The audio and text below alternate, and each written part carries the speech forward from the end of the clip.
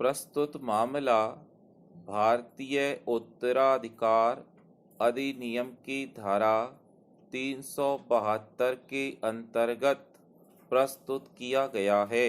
पूर्णराम सर्वसाधारण के विरुद्ध समाचार पत्र में प्रकाशन किए जाने पर किसी के द्वारा कोई आपत्ति प्रस्तुत नहीं की गई है।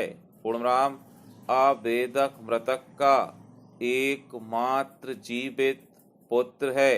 पूर्णराम उत्तराधिकारी प्रमाण पत्र के संबंध में प्रमाण पत्र जारी करने संबंधी प्रावधानों का उल्लेख किया गया है।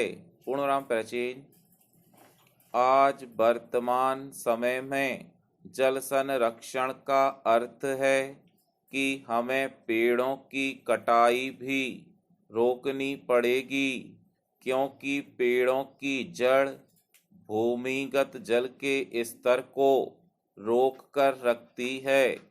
इसके साथ ही हमें और अधिक संख्या में वृक्षारोपण करके पानी की इस समस्या को कम करने का प्रयास करना होगा और एक हरी भरी पृथ्वी के निर्माण में अपना योगदान देना होगा।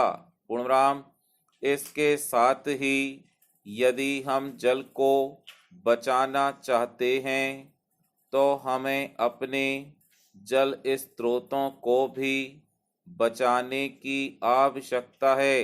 पूर्णराम हमारे द्वारा समुद्रों और नदियों में फैलाया जाने वाला प्रदूषण भी बहुत ही विकराल रूप धारण कर चुका है, जिससे यह जलीय जीवन को भी नष्ट कर रहा है।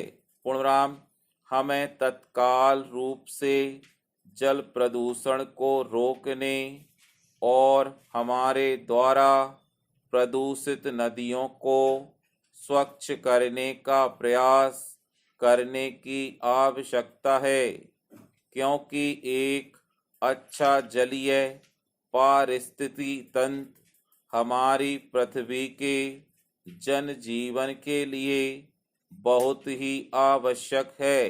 पूर्णराम इसके साथ ही जल संरक्षण के द्वारा हम पृथ्वी पर जीवन का सही संतुलन भी स्थापित कर पाएंगे।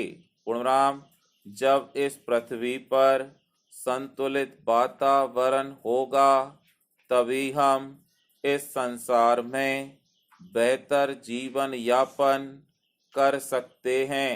पूर्णराम प्राचीन प्रस्तुत प्रकरण में यदि भारतीय उत्तराधिकार अधिनियम की धारा 42 के संबंध में विचार करें तो प्रकरण में यह अविवादित है कि आवेदक तथा मृतक हिंदू है और उनका पर्सनल कानून हिंदू न्याय विधि है एवं हिंदू न्याय विधि के तहत संपत्ति व्ययन के संबंध में हिंदू उत्तराधिकार अधिनियम 1956 लागू होता है, जहां यह स्पष्ट प्रतिपादित किया गया है कि किसी हिंदू की मृत्यु होती है तो धारा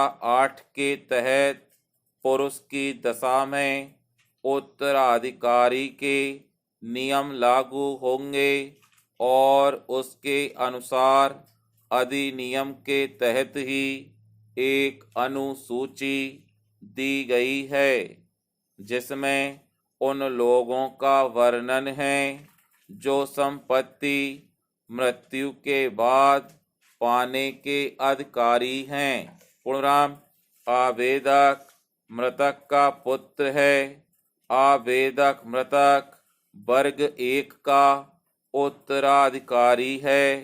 तब ऐसे में मृतक एक हिंदू है, उसकी संपत्ति के व्ययन के संबंध में भारतीय उत्तराधिकार अधिनियम की धारा 42 की अपेक्षा हिंदू उत्तराधिकार अधिनियम की धारा 8 लागू होगी और उसके अनुसार मृतक के पुत्र का प्रथम अधिकार है। पूर्णविराम। स्टॉप।